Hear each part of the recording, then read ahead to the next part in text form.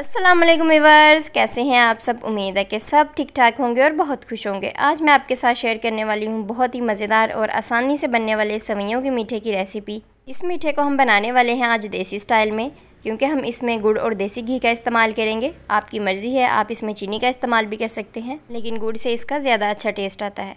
चलें जी, वीडियो देखने से पहले मेरे चैनल को जल्दी से सब्सक्राइब कर लें और बेल आइकन को प्रेस करना मत भूलें, ताकि आपको मेरे आने वाली नई वीडियोस की अपडेट मिलती रहे। सबसे पहले हम इंग्रेडिएंट्स देख लेते हैं। मीठा बनाने के लिए मैंने यहाँ 1 कप मोटी वाली सेवइयाँ ली हैं। आप लोग देख सकते हैं ये इस तरह की हैं। बारीक वाली सेवइयाँ हमने इस्तेमाल नहीं करनी। 1/2 कप मैंने बारीक पिसा हुआ गुड़ लिया है। 3 कप मैंने फुल फैट मिल्क लिया है। 2 टेबलस्पून रफली चॉप बादाम लिए हैं। 1 टेबलस्पून रफली चॉप काजू लिया है। 1 टेबलस्पून रफली चॉप पिस्ता लिया है। 3 अदद खोल के इलायची ली है। 2 टेबलस्पून देसी घी लिया है, क्योंकि हम इसको देसी स्टाइल में बना रहे हैं तो देसी घी का इसमें बहुत अच्छा सा फ्लेवर आएगा। 1 टीस्पून कॉर्नफ्लोर लिया है, जो सेवइयों को हल्की सी थिकनेस देगा। 1 टीस्पून किशमिश ली है, इसको अच्छे से वॉश कर लिया है। क्योंकि मैं इसको देसी स्टाइल में बना रही हूँ तो देसी घी का इस्तेमाल कर रही हूँ। अगर आप इसको पसंद नहीं करते तो घी या ऑयल भी यूज़ कर सकते हैं। सबसे पहले कढ़ाई में 1 टेबलस्पून देसी घी शामिल करेंगे। अब हम इसमें काजू, पिस्ता, बादाम और किशमिश शामिल करेंगे। नट्स ऐड करने के बाद अब हम इनको 1 मिनट के लिए मीडियम फ्लेम पे थोड़ा सा रोस्ट कर लेंगे। कंटिन्यूसली इसमें चम्मच चलाते जाएंगे ताकि तमाम नट्स इक्वली रोस्ट हो जाएं और इनकी प्यारी सी खुशबू आना शुरू हो जाए। चलें जी, 1 मिनट के लिए मैंने इनको अच्छे से रोस्ट कर लिया है। अब मैं इनको किसी बर्तन में निकाल लूँगी। ये देखें जी, नट्स को रोस्ट करके मैंने निकाल लिया है।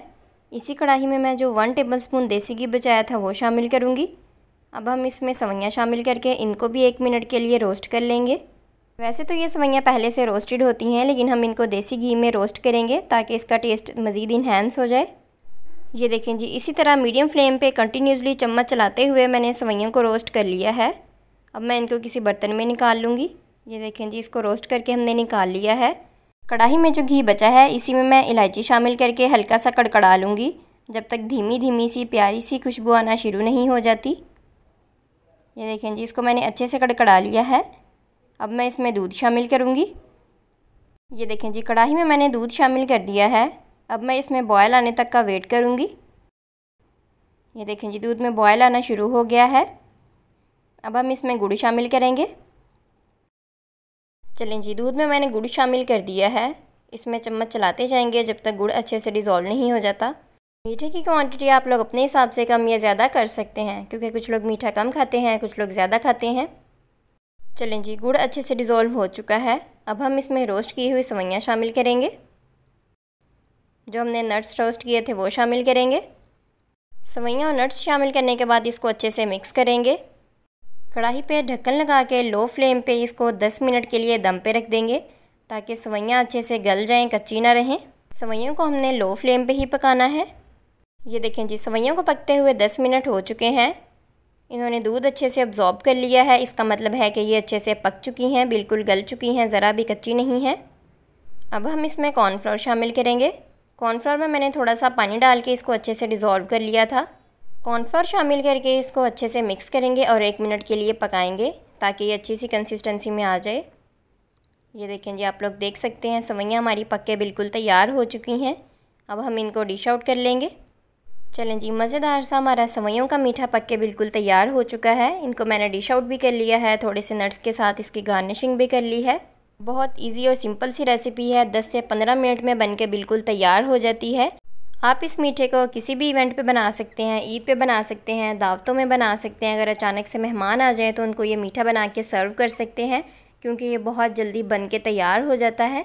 इसको ज़रूर ट्राई कीजिएगा और कमेंट्स बॉक्स में मुझे अपना फ़ीडबैक देना मत भूलिएगा। इंशाल्लाह आपको बहुत पसंद आएगी, क्योंकि ये बनती ही बहुत मज़ेदार हैं। वीडियो अच्छी लगी हो तो लाइक कमेंट ज़रूर कर दिया करें, ताकि मुझे पता चलता रहे आपको मेरी वीडियोस कैसी लगती हैं।